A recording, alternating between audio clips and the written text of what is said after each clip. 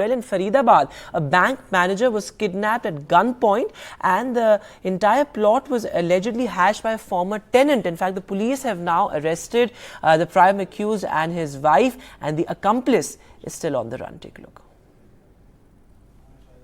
Crime branch 30 की जो team है उसके द्वारा आरोपियों को गिरफ्तार कर लिया गया।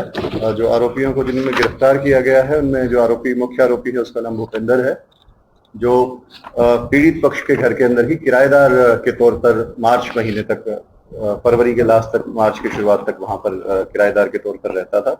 पैसे की कमी के कारण और उसने देखा कि ये परिवार जो है इसमें सभी लोग जो गवर्नमेंट जॉब के अंदर हैं और उनकी आर्थिक हालत ठीक है, तो उन्होंने उन्हीं को टारगेट बनाया और उसी को बंधक बनाया। And Ishika Verma is now joining us live. So Ishika, what was this plot all about? Well, Vedant, as per the investigation that the police is now doing, what it has come out is that this tenant, who was in fact the former tenant, he had targeted this person because he needed financial stability. So he had kidnapped the banker, the victim here in this case, and then then drove him at 800 kilometers. Now there he had asked his family for a ransom of 50 lakh rupees, which he later reduced to 5 lakh rupees.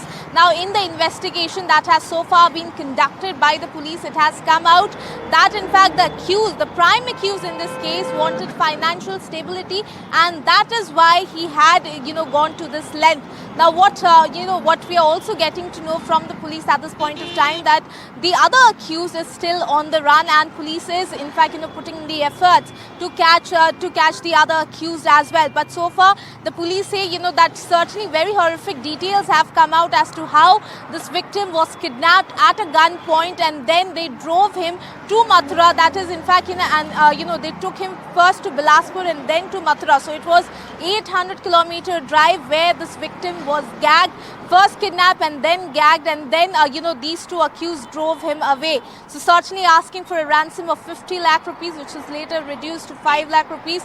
The police say that the investigation is still going on, but certainly very horrific details that have now come to light.